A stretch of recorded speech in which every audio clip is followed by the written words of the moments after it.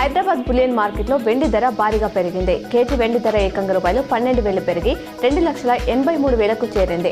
3 రోజుల్లోనే రూపాయలు 26,000 పెరగడం గమనార్హం. అటు 24 క్యారెట్ల 10 గ్రాముల పసిడి ధర ఇవాళ రూపాయలు 660 పెరిగి రూపాయలు 1,39,480గా ఉంది.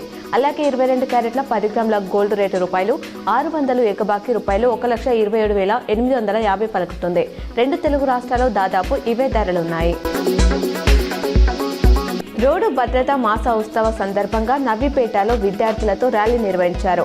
DTO Umamaheshwar, CI Srinivas, SI Srikanth పాల్గొన్నారు. రెంజల్ మండలంలోని సాటాపూర్ రైతు వేదికలో వెల్నెస్ హాస్పిటల్ ఆధ్వర్యంలో ఉచిత మెగా వైద్య శిబిరాన్ని కాంగ్రెస్ మండల అధ్యక్షులు మొబిన్ ఖాన్, సర్పంచ్ లచ్చావార్, సుహాసిని, నితిన్ ప్రారంభించారు. కాంగ్రెస్ మండల నాయకులు పాల్గొన్నారు. నందిపేట్ ఉమ్మెడలో అయ్యప్ప భక్తులకు అంజయ్య గురుస్వామి ఇరుముడి కట్టారు. నిజామాబాద్ జిల్లాలో అంగన్వాడీలో నియామకాల జాప్యం సాగుతోంది. జిల్లాలో 1,801 ప్రధాన కేంద్రాలతో పాటు 135 మినీ కేంద్రాలను ప్రభుత్వం అప్గ్రేడ్ చేసినప్పటికీ ఆయా పోస్టుల భర్తీ చేయాల్సి ఉంది. ప్రస్తుతం జిల్లాలో 76 టీచరు, 400 ఆయా పోస్టులు ఖాళీగా ఉన్నాయి. నాంపల్లి కోర్టులో ఐబొమ్మ రవికి బిగ్ షాక్ తగిలింది. 5 కేసుల్లో ఆయన దాఖలు చేసిన బెయిల్ పిటిషన్లను న్యాయస్థానం కొట్టేసింది. అతడికి విదేశాల్లో పౌరసత్వం ఉందని, బెయిల్ ఇస్తే దేశం దాటిపోయే అవకాశం ఉందని పోలీసులు వాదించారు.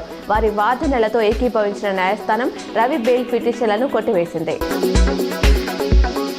మేడారం అభివృద్ధిని ప్రభుత్వం ప్రతిష్టాత్మకంగా తీసుకుంది. జాతర నేపథ్యంలో ఈ నెల 18న సీఎం రేవంత్ రెడ్డి అక్కడ పర్యటించి నిర్మాణాలను ప్రారంభించాల్సి ఉంది. దీంతో మంత్రి సీతక్క అర్ధరాత్రి ఆకస్మికంగా పనులను పర్యవేక్షించారు. నిన్న అసెంబ్లీ సమావేశాలు ముగియగానే నేరుగా మేడారం వెళ్లారు.